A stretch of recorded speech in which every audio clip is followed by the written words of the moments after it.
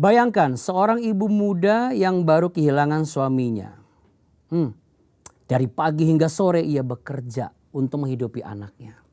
Malam hari ia pasti masih harus memperhatikan apa yang menjadi kebutuhan anaknya, mendengar keluh kesah dan kesedihan anaknya, membantu mengerjakan pekerjaan rumah anaknya. Saat anak menangis merindukan sosok ayahnya, ia juga harus bisa menahan nafas dan tetap tersenyum.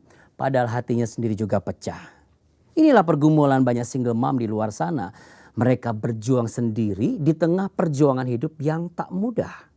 Ada yang karena ditinggal mati atau kematian. Ada juga yang karena perpisahan atau perceraian. Atau memang harus keluar dari pernikahan yang penuh dengan kekerasan. Namun satu hal yang sama. Para single mom tetap ingin anak-anak mereka tumbuh kuat, sehat, dan punya iman yang kokoh. Namun pertanyaannya, bisakah seorang ibu memerankan dua peran sekaligus, yaitu sebagai ayah dan juga sebagai ibu? Bagaimana cara seorang single mom dalam mendidik anak dengan seimbang, lembut namun tegas, mengasihi namun tetap mampu memberikan arah yang jelas? Dalam episode ini, Cahaya Bagi Negeri akan mengupas tuntas bersama seorang narasumber yang telah mendampingi banyak keluarga tunggal dalam menghadapi pergulatan hidup mereka. Tapi sebelumnya jika Anda butuh dukungan doa saat ini, jangan ragu untuk langsung menghubungi Prayer and Counseling Center kami di 0811 9914 240 melalui telepon ya, atau WhatsApp juga bisa di 0822 1500 2424. Dan sekarang saatnya kita berbincang dengan Evangelis Eli Kurniawati. Pengajaran beliau banyak dilakukan di berbagai mimbar gereja, juga channel media sosial. Dan beliau adalah pemimpin dari PD Victory. Kita sapa beliau. Shalom Ibu. Shalom, Di. Ini pengajaran Ibu nih banyak di berbagai mimbar, ada channel media sosial, juga pemimpin PD Victory. Punya waktu untuk bisa berdiskusi dan ngobrol-ngobrol hari ini, sungguh satu hal yang luar biasa bagi kami. Terima kasih Bu. Ya, sama-sama Pak, diberi kesempatan untuk bisa jadi berkat. Ya, karena kami ingin tahu nih, Anda kan sering menghadapi atau konseling ya dengan para single mom di luar sana dalam hal mendidik anak tanpa kehadiran sosok ayah di rumah. Kalau dari pengalaman Ibu secara pribadi di lapangan, apa sih sebenarnya tantangan terbesar rata-rata seorang single mom?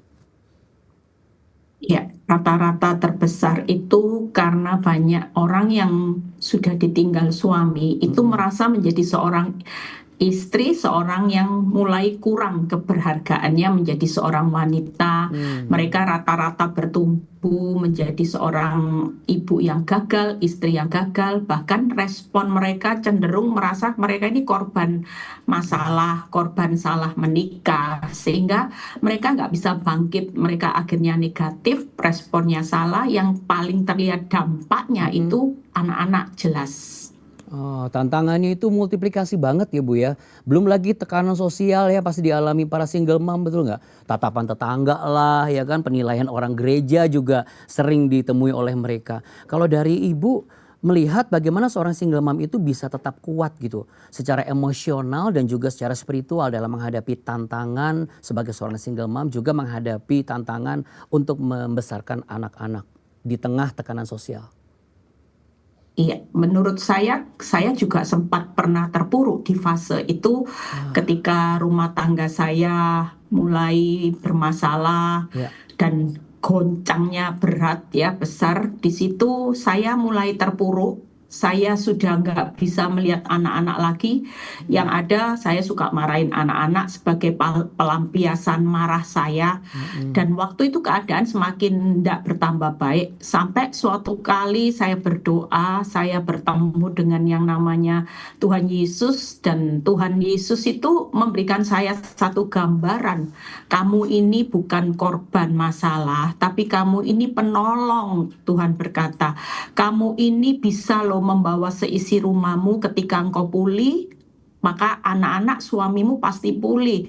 Kamu nggak bisa hidup dalam keterpurukan terus-menerus sampai kapan? Dan ketika saya sadar bahwa Tuhan mengingatkan masih ada aku yang akan berjalan menyertai engkau, ketika mulai hari ini engkau berbalik dan bertobat. Wow. Dan Tuhan mengingatkan semua kelemahan saya untuk mengubah segala kebiasaan saya, Ya, ya. untuk Tuhan mulai ikut apa yang Tuhan mau. Saya mulai jadi istri yang nggak uring-uringan lagi. Saya mulai bangun semangat saya mulai melihat hari esok bersama Tuhan seperti kitab Amsal. Dan di situ saya melihat bagaimana anak-anak yang tadinya juga terpuruk dalam kepahitan bertahun-tahun, mereka juga beresponnya salah karena anak-anak mulai benci dengan papanya. Di situ saya mulai bangun bagaimana saya yang bangkit terlebih dahulu, Ya. memberi contoh keteladanan. Saya mulai sukacita, saya mulai ajarin anak-anak untuk tidak melihat sisi yang jelek dari papanya, tapi saya mengajarkan anak-anak bahwa papa ini lagi dibutakan iblis. Jadi kita semua harus berjuang untuk menyelamatkan papa. Dan di situ yang menjadi contoh kebangkitan buat anak-anak bukan dari papanya, saya terlebih dahulu. Wow. Itu yang membuat titik balik di mana saya melihat anak-anak mulai bertumbuh menjadi sehat di tengah lingkungan yang senyatanya tidak sehat menurut mereka. Oke. Wah, ini terima kasih yang Ibu paparkan, ini sebenarnya melengkapi pertanyaan saya, karena di luar sana juga pasti ada banyak sekali istri-istri yang sedang mengalami konflik seperti Ibu, tapi perjumpaan pribadi dengan Tuhan Yesus itu membuka jalan perubahan secara total. Nah, kalau kita masuk ke topik seperti hari ini, bicara mengenai single mom, katanya ada kecenderungan terlalu lembut lah atau terlalu keras kepada anaknya. Nah, menurut Anda kan juga pernah nih menjadi seorang diri gitu ya di dalam ketertekanan hidup dan tengah konflik itu. Bagaimana Anda menemukan titik keseimbangan antara kasih dan ketegasan ketika Anda juga sedang dalam kesendirian ataupun dengan contoh-contoh konkret yang ada di lapangan yang Ibu temui para single mom ini bisa menemukan titik seimbang, tidak terlalu lembut tapi juga tidak terlalu keras kepada anak-anak mereka? Ya, saya mulai hari itu melakukan apa yang jadi bagian saya. Selebihnya itu bagian Tuhan. Jadi ketika saya tahu bahwa anak-anak yang bertumbuh di dalam lingkungan yang nggak baik, ya beda ya kalau anak di lingkungan happy family Ya. dan anak yang kehilangan figur papa, itu cenderung bawaannya akan lebih emosional ya, dan dikit-dikit mereka lebih sensi, mereka itu lebih apa ya, nggak bisa kayak dikasih tahu, itu mereka lebih cenderung untuk berontak. Dari situ saya mulai ambil jalan bawah untuk saya merasa bahwa kalau dulu saya sebelum mengenal perubahan dalam hidup saya nggak bisa dilawan sama anak. Jadi ketika anak mulai membentak-bentak saya ikut emosi. Tapi di situ ketika saya mulai melakukan firman, Tuhan mengajarin hidup saya untuk rendah hati. Jadi saya izinin sampah-sampahnya anak itu saya yang terima. Saya menyadari bahwa mereka melakukan ini karena mereka juga dalam tekanan. Jadi hari itu kayak saya sebagai seorang ibu yang harus berkorban buat menjadi sampah untuk anak-anak saya yang emosinya nggak stabil.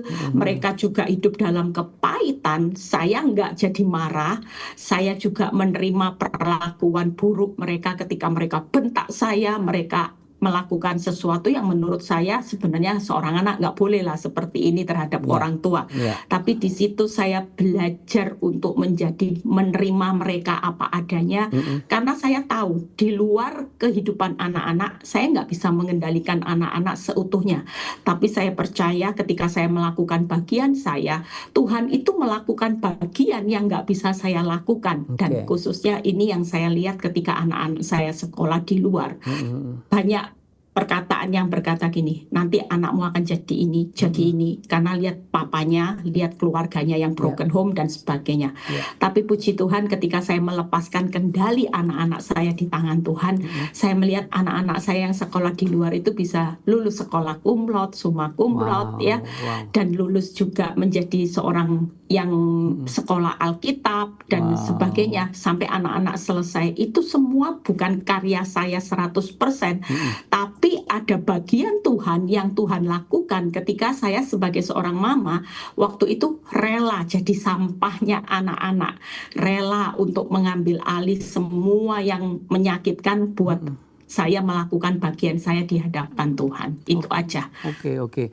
Kan kalau yang Ibu sampaikan ini nih sebenarnya adalah satu pengorbanan yang memang dilakukan semua istri termasuk semua single mom ya, menjadi ibu yang membesarkan anak-anak mereka. Dan ketika ada kekosongan, kadang-kadang yang dikorbankan adalah sifat kelembutan alamiah seorang wanita. Lalu kalau dari Ibu sendiri, apa sih yang Ibu lakukan sehingga Ibu bisa dengan penuh tekad bulat, oke deh saya jadi tempat sampahnya anak-anak. Itu kan berarti Ibu sudah siap dengan kekosongan, lalu Ibu tetap lembut gitu loh secara alami sebagai seorang ibu. Itu dapat dari mana? Mungkin Ibu bisa bagi untuk semua para single mom atau juga para istri yang sedang mengalami konflik hari-hari ini. Ya, memang nggak mudah ya buat saya, belum lagi tekanan dari yang namanya masalah rumah tangga dengan suami, belum lagi Iya. omongan orang ya. Iya. Itu tekanan itu memang nggak nutup. Pasti tekanan tuh semakin besar. Tapi saya belajar ketika saya bertemu dengan firman Tuhan, di situ itu sebagai kompas. Makanya kalau kita ini kepingin berubah, Iya. tapi kalau kita nggak baca firman, nggak merenungkan Betul. firman, nggak melakukan firman, kita semua pasti hidup itu bangun kerajaan harga diri. Siapa sih yang mau jadi seorang istri yang harus dikhianati ya? Iya. Tentunya saya juga nggak mau. Siapa sih kepingin jadi seorang mama yang sudah dalam tekanan, anak nggak bisa support kita, tapi justru malah menyalah-nyalahin kita ya. Di situ kemenangan titik balik saya bisa melakukan yang terbaik sampai hari ini buat suami, buat anak, itu karena saya bertemu dengan firman Tuhan yang jadi kompas, yang menuntun saya untuk menjadi seorang istri yang lemah lembut, rendah hati, sabar. Kalau ada amarah, Tuhan bilang amarah itu tidak mengerjakan kebenaran, lebih baik undur daripada kamu lampiaskan. Jadi kalau saya mau marah, saya cuma bawa dalam doa, Tuhan ampuni saya kalau sempat emosi. Saya nggak mau melanjutkan marah ini karena saya tahu marah ini tidak mengerjakan kebenaran sama sekali. Lebih baik saya belajar sabar. Itu yang membuat saya sabar sampai hari ini. Wow.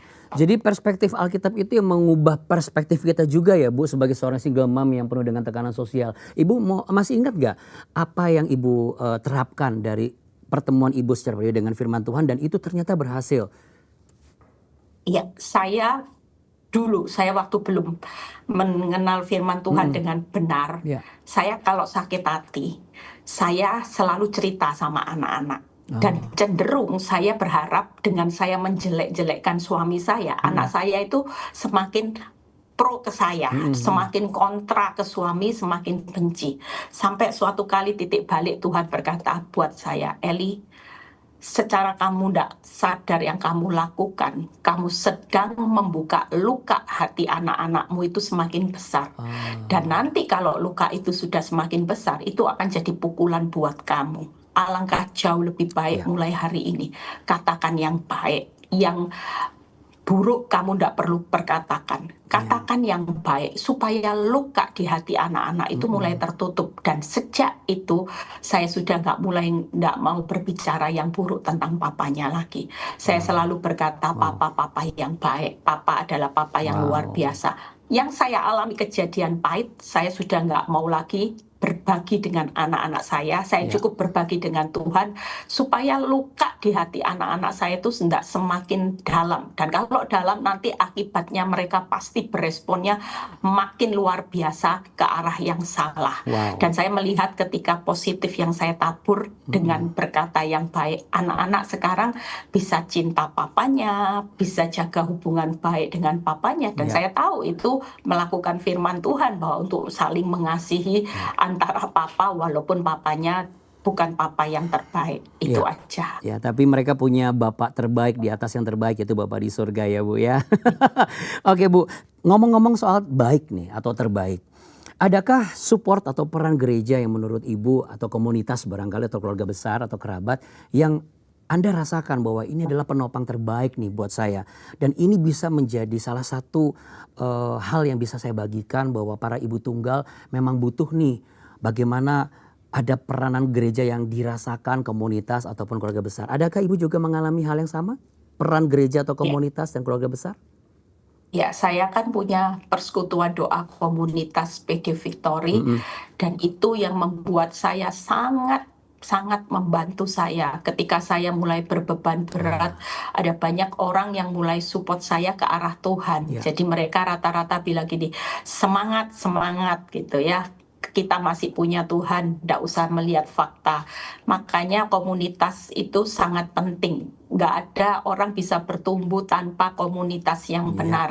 Karena kita nggak mungkin berjalan dengan sendiri. Suatu kali kita butuh tempat untuk curhat, ya. kita butuh tempat untuk meminta kekuatan, dukungan mental buat kita melanjutkan hidup. Makanya komunitas itu jangan Mm-mm. sampai salah memilih komunitas ya. Dimana komunitas kalau begitu salah memilih, maka respon kita juga akan salah. Tapi waktu kita benar memilih komunitas di mana didasarkan kasih Kristus, Mm-mm. di situ kita akan melihat hidup kita itu akan mengalami pertumbuhan yang luar biasa. Wow, luar biasa yang Ibu sampaikan. Jika ada single mom nih, saya misalnya sekarang nih merasa begini. Iya, tapi saya nih merasa selalu apa ya, nggak cukup baik gitu loh. Kayaknya ini semua salah saya. Jadi selalu merasa bersalah, selalu nggak cukup baik. Kira-kira pesan penguatan apa yang bisa Anda sampaikan berdasarkan pengalaman Anda untuk mereka? Ya, kita tahu bahwa Tuhan itu juga sadar bahwa kita ini kan manusia dengan banyak kelemahan.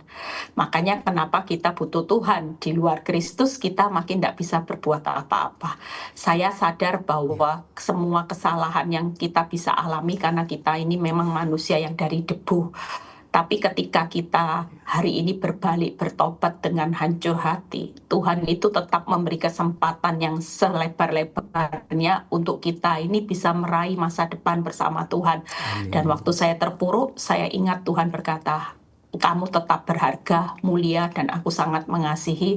Wow. Walaupun kau nggak dikasihi suamimu, tapi aku sangat mengasihi. Dan kata-kata itu membuat saya punya nilai, saya bangkit kembali, dan saya melihat dalam proses kehidupan ini jangan pernah takut. Karena separah-parahnya proses orang benar, satu pintu itu pasti membuka banyak pintu. Hari ini saya melihat Amin. pintu-pintunya Tuhan itu yang luar biasa yang nggak pernah saya pikirkan. Tuhan buka buat hidup saya. Siapa yang Wow. menyangka hidup hanya dalam masalah rumah tangga Ya, aja bisa memberkati banyak orang, ya. banyak ibu-ibu. Inilah satu kebahagiaan kita. Karena kebahagiaan kita nggak ada yang bisa kita bawa di dunia ini selain kita tahu bahwa kebahagiaannya adalah ketika kita bisa menyenangkan hati Tuhan. Itu Ya. aja. Wow, ini banyak ibu-ibu juga yang mungkin bertanya-tanya langsung pengen kepada Ibu saat ini. Saya single mom, saya pengen banget bisa nuntun anak saya tuh untuk kenal Tuhan sebagai ya Bapak sejati mereka. Yang mereka tuh bisa percaya gitu hadir di kehidupan mereka sekalipun sosok ayah secara physically tidak pernah ada di rumah. Apa yang bisa Ibu sampaikan sebagai seorang single mom untuk bisa menuntun anak-anaknya mengenal Tuhan sebagai Bapa? Saya cuma ikuti keteladanannya Kristus aja. Mm-mm. Saya mulai belajar merubah diri saya. Saya Wow. nggak merubah anak-anak, Ya. saya nggak merubah suami saya, tapi saya menunjukkan kepada anak-anak, ini loh, saya yang berubah. Wow. Dan ketika anak-anak melihat perubahan hidup saya, di situ mereka juga belajar. Khususnya saya percaya saya mempertahankan perkawinan, saya nggak mau cerai. Itu salah satunya karena saya mau memberi keteladanan buat 3 anak saya, bahwa sekali menikah itu tidak ada lagi yang namanya negosiasi lagi untuk bercerai. Dan itu saya memperjuangkan dan mereka tahu sampai titik darah penghabisan, mereka tahu bahwa mamanya itu setia, mamanya itu nggak pernah bercerai, khususnya dalam pernikahan saya juga nggak pernah yang namanya melakukan selingkuh, membalas papanya, itu mereka tahu. Dan saya melihat buah-buahnya, saya punya anak yang sudah menikah, Ya. saya punya cucu 1, itu anak-anak saya itu pacaran yang pertama, Mm-mm. itu 10 tahun menikah dan mereka setia. Saya Wow. tahu bahwa anak-anak itu melihat keteladanan saya, dan anak yang kedua juga tahun depan menikah itu sudah pacaran 7 tahun. Amin. Anak yang ketiga, anak saya juga pacaran sudah hampir 6 tahun. Saya percaya anak-anak bilang gini, "Mam, kita ini belajar setia karena kita melihat mama. Kita semua seperti seorang mama yang selalu belajar untuk arti kesetiaan." Nah, itu Wow, pembelajaran buat anak-anak yang pembelajarannya mahal, saudara ya. betul, Nggak ada sekolah kesetiaan betul. yang bisa mengukir di hati mereka ketika mereka selain melihat contoh keteladanan mamanya sendiri, orang Oke, tuanya sendiri. Itu iya, aja. iya Bu, tolong bagikan langkah praktis yang pernah Ibu lakukan setiap hari dalam keseharian Anda demi membangun keluarga Kristen Ibu yang sehat secara rohani, sehat juga secara emosional, meskipun kenyataannya hidup sebagai single mom. Langkah praktisnya seperti apa? Ya, saya selama suami saya punya masalah, Mm-mm. saya di depan anak-anak, baik di depan siapapun, saya mulai tidak membuat pertengkaran di dalam rumah tangga. Oke. Kalau dulu rumah tangga saya seperti neraka, saya mulai menjadi seorang yang buta, bisu, dan budak. 3B itu saya terapkan seperti Mazmur 38 ayat 13 dan 16. Mm-mm, mm-mm. Saya ingat pesan Tuhan yang pertama kali, pesan yang paling membuat saya punya rem yang benar-benar kuat untuk saya bisa menjadi seorang yang tidak emosional. Tuhan bilang gini, 3B, bisu, buta, budak gitu ya. Mm-mm. Jadi itu langkah yang paling membuat saya, akhirnya saya menjadi orang yang cenderung untuk diam, tidak banyak mengomentari apapun, tapi saya menjadi seorang ibu yang hanya banyak melipat tangan dalam segala hal. Saya banyak pergumulan, saya bawa Tuhan. Saya takut kalau anak-anak seperti ini, saya takut kalau anak-anak seperti ini, dan saya cuma menyerahkan kekhawatiran, ketakutan saya kepada Tuhan. Saya imani, Tuhan pasti pelihara anak-anak saya. Karena firman Tuhan berkata, serahkan kekhawatiranmu kepadaku, maka aku yang memelihara. Jadi waktu saya khawatir, saya berserah, Tuhan pelihara, dan hasilnya memang luar biasa. Kalau saya yang pelihara anak-anak, mungkin saya nggak lihat anak-anak saya sampai hari ini dengan kekuatan saya pasti capek. Ya, Tapi ketika saya berserah, saya berdoa, di situ Tuhan pelihara anak-anak saya. Bahkan jodoh-jodoh anak saya, Tuhan tuh persiapkan yang terbaik buat wow. mereka. Itu yang membuat saya bersyukur saya bisa berjuang sampai hari ini. Wow, terima kasih banyak Ibu. Apa yang Ibu sampaikan ini akan memberikan semangat juang untuk para single mom. Selamat melayani untuk pelayanan Ibu selanjutnya. Salam salut dari kami untuk anak-anak Ibu semua. Tuhan Yesus memberkati Ibu. Dan Yesus memberkati. Sahabat Cahaya Bagi Negeri, hidup sebagai single mom bukanlah tanda kegagalan, tapi seringkali sebagai wujud dari keberanian untuk melindungi hidup dan iman anak-anak.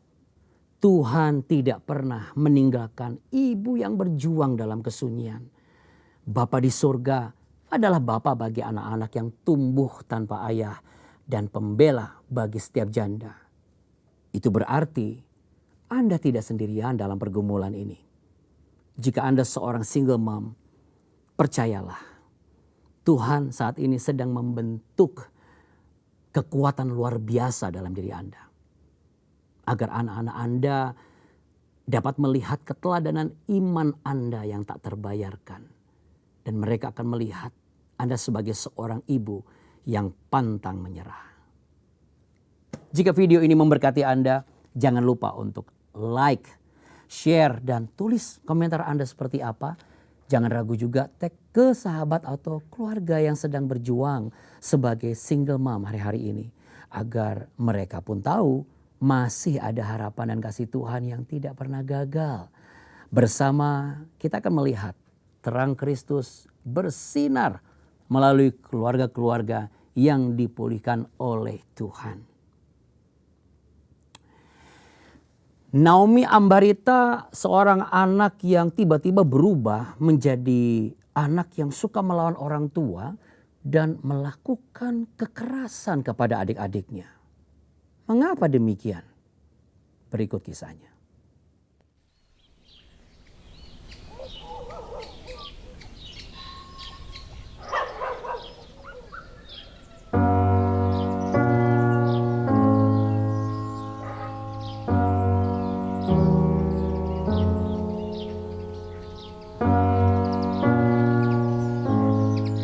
Nama saya Naomi Teresia Baru Ambarita. Saya kelas 6.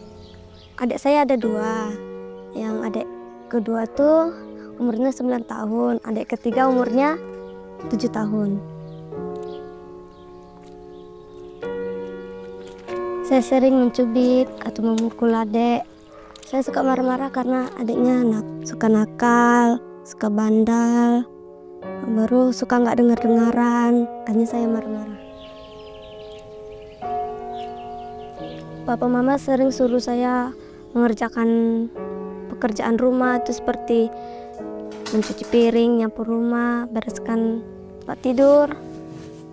Saya malas mengerjakan pekerjaan rumah itu karena saya nggak suka disuruh-suruh. Dulu saya tidak suka dengar-dengaran kepada orang tua, sering melawan orang tua, memarahi orang tua tuh langsung besar suaranya. Pada saat dia kelas 4 SD, kami suami istri kan bekerja, jadi kami memberikan tanggung jawab yang belum seusia dia lah, belum mampu dia kerjakan.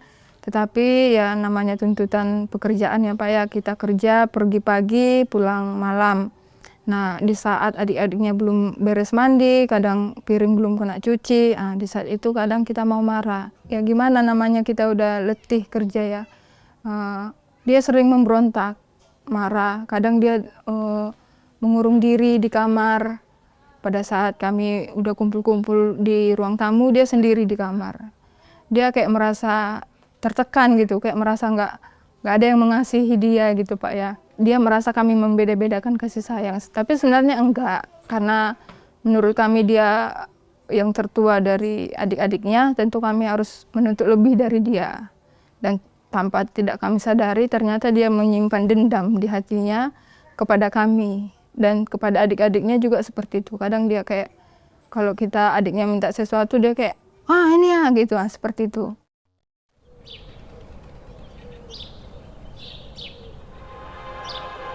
Pilatus perintahkan agar tanda ini bisa dilihat oleh semua orang. Tulisan itu apa artinya? Bahasa Ibrani, Yunani, dan Latin artinya Yesus dari Nazaret, Raja orang Yahudi. Bapa, ampunilah mereka, karena mereka tidak tahu apa yang... Saya menonton kisah Superbook itu tentang kisah kasih terbesar. Tuhan Yesus rela mati di kayu salib untuk menebus dosa-dosa kita, umat manusia yang berdosa. Karena saya mengingat lagi bahwa saya ini adalah orang yang berdosa, suka melawan, suka mencubit, suka memarahi.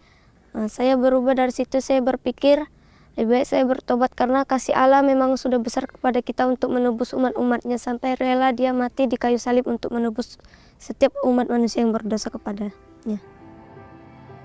Mulai ikut Superbook, guru-gurunya sering menontonkan film-film yang ada di Superbook. Melalui itu kami melihat waktu dia di kelas 5 SD, kami mulai lihat ada perubahannya. Perubahannya itu dia nggak suka melawan, dari cara dia berbicara, tanggung jawabnya juga sudah mulai ada. Dengan adik-adiknya juga yang biasanya dia kasar, sekarang tidak lagi.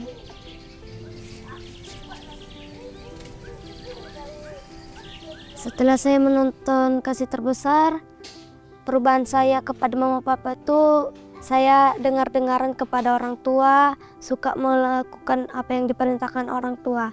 Kalau perubahan saya kepada adik-adik saya tidak memarahi adik-adik saya lagi, tidak memukulnya lagi, tidak mencubitnya lagi. Saya sudah berubah karena saya tahu bahwa Tuhan telah menebus kita umat manusia yang berdosa, yang bersalah kepada Dia. Tanpa kami sadari juga dia ada menulis sebuah cerita, surat yang saya pun nggak sadar. Pada saat saya ke kamar, saya lihat, saya fotokan, saya kirim ke suami saya, loh, ini Naomi nulis kayak gini loh. Ternyata di balik perubahan dia itu ada kata-kata yang dia nggak bisa ungkapkan langsung ke kami orang tuanya. Dia nggak bisa langsung ungkapkan secara langsung, mungkin dia malu atau dia merasa ngapain gitu. Jadi kami nggak menyadari tuntutan kami kepada dia, ternyata dia menyimpan sakit hati. Ya, kita kagum, kita kaget, kita heran gitu. Namun kita senang gitu. Waktu itu dia bilang, saya minta maaf ya Pak, saya minta maaf ya Mak. Saya pengen lakukan apa yang seperti yang sudah saya tulis ini katanya. Saya buat surat untuk kedua orang tua saya, permintaan maaf saya kepada orang tua saya agar dosa saya atau kesalahan saya yang selama ini saya lakukan akan dimaafkan. Ya, dengan adanya Superbook, dengan ada film-film yang diberikan oleh Superbook, dia merasa ternyata dia masih ada yang mengasihi dia gitu. Dan kami puji Tuhan, bersyukur mulai dari hari itu sampai sekarang kami melihat ada perubahan dari anak kami. Aku akan meluputkannya dan memuliakannya. Yang ayat ke-16 ayat terakhir. Aku menyanyi dengan Kita bangga melihat anak-anak kita di rumah. Mereka buat di rumah itu seperti ibadah. Bagaimana mereka melihat juga di gereja. Dan di situ yang biasa ngambil andil peran utama itu si Nomi. Dia yang mimpin ibadah itu, baik itu dalam membawa puji-pujian, baik itu membaca firman Tuhan. Nah itu yang dibuat jemaatnya itu adik-adiknya di rumah. Nah tanpa dia sadari, mamanya videokan dari kamar. Karena kita kalau secara langsung mungkin anak ini nggak mau. Jadi mamanya diam-diam memvideokan mereka ibadah di rumah. Saya sebagai orang tua sungguh senang dan bangga ya.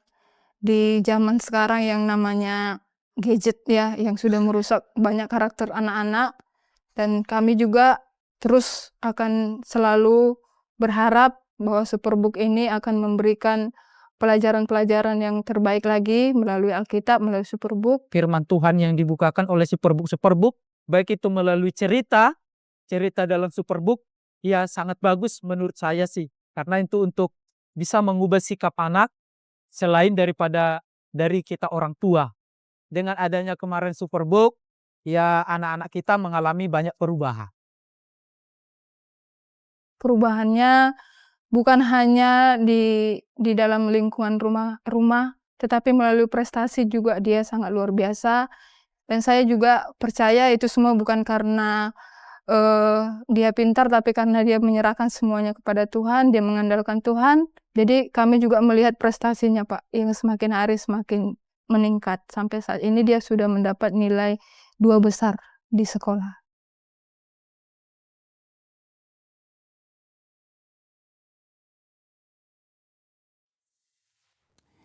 Superbook adalah program pemuridan generasi anak sebagai bagian dari pelayanan CBN Indonesia.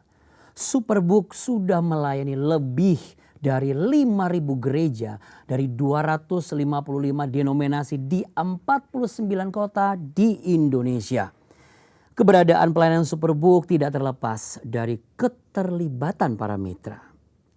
Anda pun bisa turut ambil bagian dan bergandengan tangan bersama kami sebagai mitra untuk melakukan berbagai pelayanan di CBN Indonesia. Di layar sudah ada QR Code yang bisa Anda scan untuk berdonasi langsung dengan e-wallet Anda. Info lebih lengkapnya Anda bisa kunjungi donasi.jawaban.com. Firman Tuhan hari ini berkata, ibadah yang murni dan yang tak bercacat di hadapan Allah Bapa kita ialah mengunjungi yatim piatu dan janda-janda dalam kesusahan mereka dan menjaga supaya dirinya sendiri tidak dicemarkan oleh dunia.